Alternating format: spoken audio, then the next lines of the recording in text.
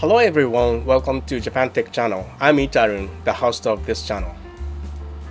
Hi there, I'm Banana, Assistant Director of JapanTech Channel. We cover topics such as startups, business creation, venture investment, SME business succession, M&A, and real estate investment in Japan for entrepreneurs and business leaders who are interested in doing business in Japan. When we started this channel, we tried to send messages to Japanese people. That said, it does not make much sense to tell Japanese people in Japanese language about something as obvious as Japan's problems. So we started sending out global messages in English from the latest video. Today, I'd like to talk about the basics and recent trends in Japanese real estate investment, as I have been occasionally asked about the Japanese real estate market by people from overseas since last year. However, please note that I'm a private investor. I'm not a real estate agent and I'm not an investment agent. Are Japanese real estate transactions normal in the eyes of the world? Well, to be honest, I don't know actually. I have only ever bought real estate in Japan as a Japanese person. But roughly speaking, as far as I know, there is no such thing as an escrow service like in other countries. Instead, there is an often specialist called a judicial scrivener. We call them shihoshoshi to attend to transaction. Maybe bank loans are available if you have credit, but it is usually difficult for those who have no income in Japan. In addition, it is necessary to understand the Japanese stamp culture and certificates in terms of contracts in Japan rather than real estate transactions. First, can you tell me what you are doing around the Shihoshoshi? A shihoshoshi is not a lawyer, but is a licensed professional who handles legal procedures such as real estate registration. In the case of real estate transactions that do not involve the use of loans, transactions and procedures can be done without shihoshoshi. However, real estate registration is a complicated procedure and requires an impartial third party. So in my opinion, if you're dealing with someone you don't know well, I recommend hiring shihoshoshi. Can you people from overseas use bank loans secured by real estate? First, I would guess that it is generally difficult for non-Japanese residents to use Japanese bank loans.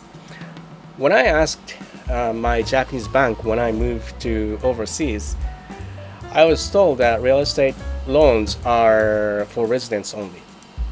When I came back to Japan though, I was able to get a loan without any problems. As far as I know, the only foreigners who invest in Japanese real estate are those who buy with cash or those who live in Japan and earn income in Japan. Then tell me about the stamp culture when it comes to contracts. First of all, a jitsuin, a registered seal associated with a person or corporation, is required. So yeah, let me show actual jitsuin. This is for personal, and this is typical, shape of corporate jitsuin. This is. Jitsuin is directly translated as true seal. If you are an individual, your stamp must be registered at the municipal office where you are registered as a resident. And if you are a corporation, your signature stamp must be registered at the Legal Affairs Bureau. In Japanese real estate transactions, it is common to use stamps on contracts instead of a handwritten signature. A document called inkantoroku, seal registration is required for contracts and registrations to prove that the seal impression is registered with the municipal office. It's still interesting. From a Japanese point of view, it seems like an old tradition.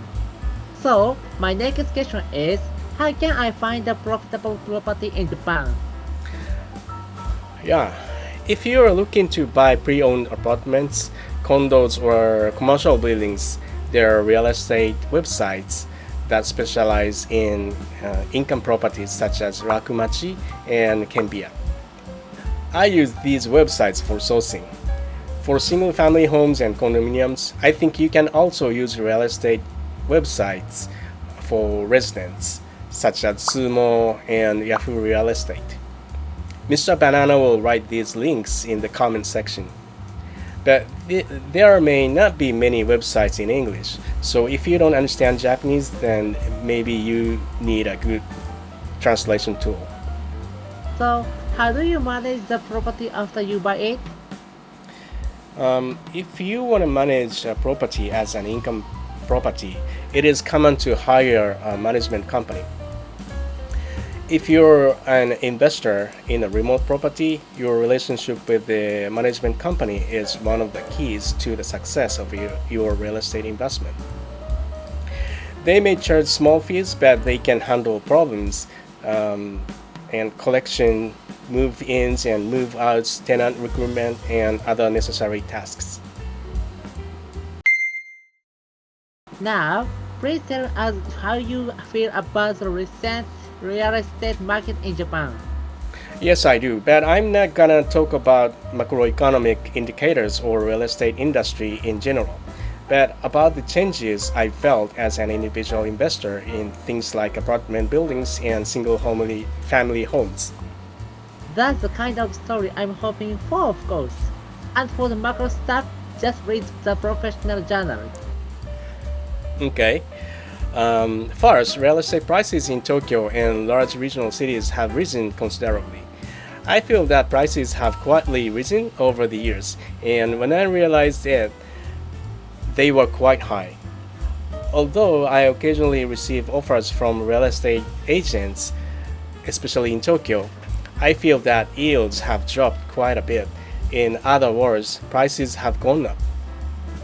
I have received several inquiries from friends and acquaintances overseas who are interested in Japanese real estate these days. Also, I have seen several real estate agencies specializing in investment properties establish new teams dedicated to overseas investors recently. I see. Japan is Tokyo.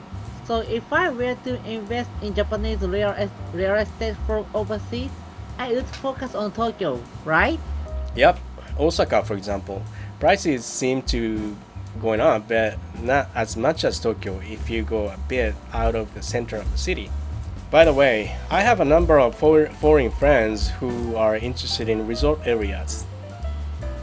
Like Okinawa? No, the opposite, Hokkaido. If you want to go to the beach, you would have a bunch of other better options. Within Asia, Hokkaido's powder snow is said to be by far the rarest and the most valuable for skiing. I saw the news about Niseko and the prices going up. Living in Tokyo, I don't go to Hokkaido for skiing.